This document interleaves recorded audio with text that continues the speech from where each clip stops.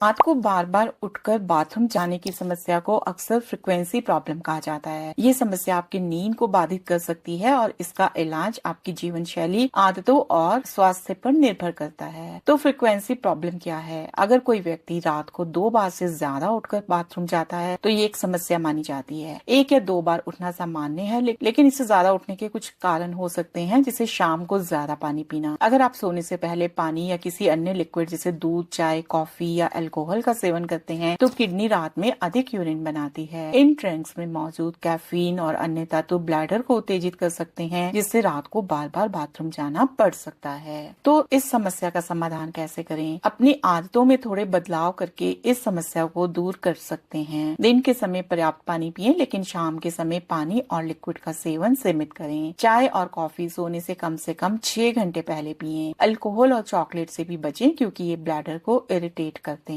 इसके साथ ही आप ब्लैडर ट्रेनिंग कर सकते हैं। अगर आपकी समस्या उम्र या ब्लैडर की संवेदनशीलता से जुड़ी है तो आप इसे ट्रेन कर सकते हैं। जब भी आपको यूरिन की इच्छा हो, तुरंत बाथरूम जाने की बजाय उसे दबाने की कोशिश करें। ये प्रक्रिया आपके ब्लैडर की क्षमता को बढ़ा सकती है, लेकिन बहुत ज्यादा भी यूरिन को रोकना सही नहीं होगा। पेल्विक फ्लोर एक्सरसाइजेस करें। पेल्विक फ्लोर मसल्स को मजबूत करने के लिए विशेष व्यायाम करें, जिन्हें केगल एक्सरसाइजेस कहते हैं। ये ब्लैडर की कार्य क्षमता को सुधारने में मदद करती हैं। केगल एक्सरसाइज में आपको अपने यूरिन को कंट्रोल करने वाले मसल्स की तरफ ध्यान देके उन्हें कॉन्ट्रैक्ट और रिलैक्स करना होता है। कुछ मेडिकल कारण और उनके इलाज भी जान लेते हैं, क्योंकि रात में बार बार यूरिनेशन की समस्याएं कुछ स्वास्थ्य समस्याओं के कारण भी हो सकती हैं। तो सबसे पहले है डायबिटीज। अगर खून में शुगर का लेवल ज्यादा होता है तो किडनी इसे यूरिन के माध्यम से बाहर निकालती है। डायबिटीज में आंवला का सेवन फायदेमंद है। दूसरा, इन्फेक्शंस, यूरिनरी ट्रैक या किडनी में संक्रमण के कारण आपको बार बार यूरिनेशन की इच्छा